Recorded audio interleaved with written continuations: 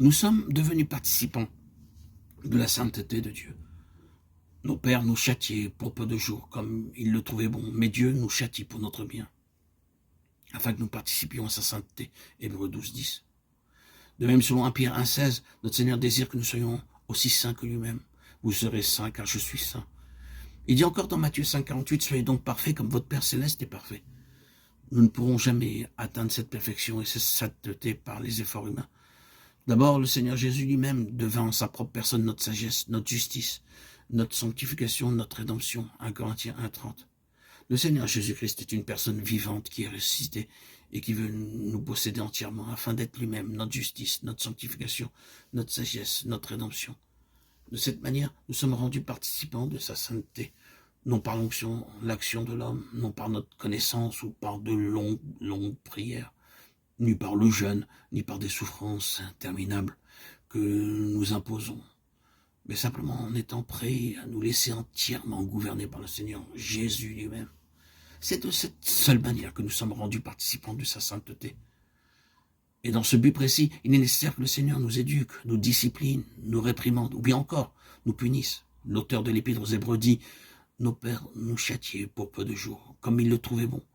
Mais Dieu nous châtie pour notre bien, afin que nous participions à sa sainteté. » Hébreux 12, 10. Rendons grâce au Père, qui nous a rendus capables d'avoir part à l'héritage des saints dans la lumière. Colossiens 1, 12.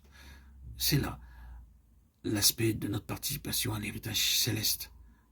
Participant à l'héritage des saints dans la lumière. Non seulement notre Seigneur nous a pardonné nos péchés, mais il désire que nous participons à cet héritage dans la lumière, à cet héritage céleste, spirituel et glorieux.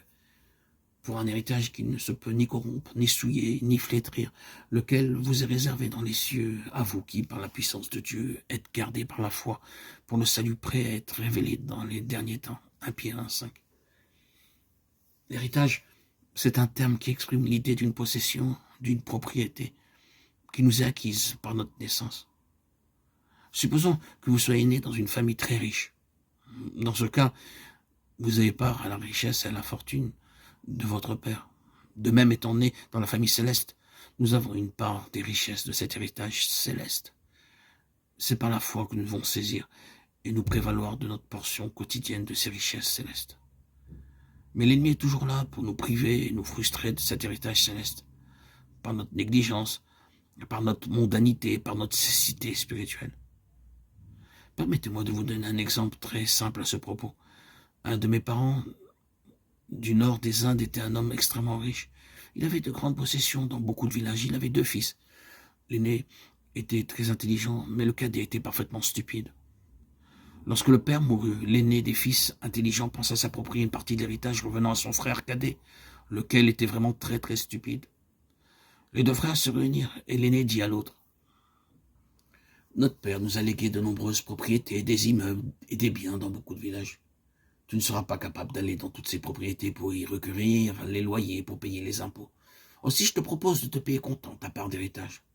Quant à toi, tu me signeras un papier attestant que tu as été pleinement dédommagé. Je me chargerai moi-même à ta place en ta faveur d'aller gérer toutes ces propriétés. » Ce disant, il lui offrit simplement 1000 roupies pour son dédommagement. Mais son jeune frère lui dit « Bien que je sois très très stupide, comme tu le vois, je sais une chose. Mon père m'a légué une portion égale à la tienne.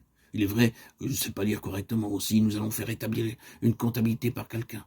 Toi, tu auras la moitié, et moi, l'autre moitié. C'est aussi simple que ça.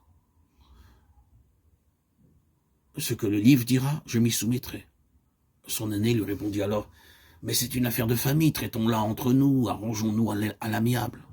Je te propose 5000 roupies au lieu de 1000. Avec cela, tu pourras vivre tout à ton aise pendant bien des années. » Mais l'autre répondit « Je sais une chose, mon père m'a légué ma portion. Amène-moi les livres de comptabilité, je suis prêt à payer. Le comptable qui se chargera de ce travail. » Alors l'aîné lui offrit 10 000 roupies, ensuite 25 000 roupies, puis 50 000 roupies.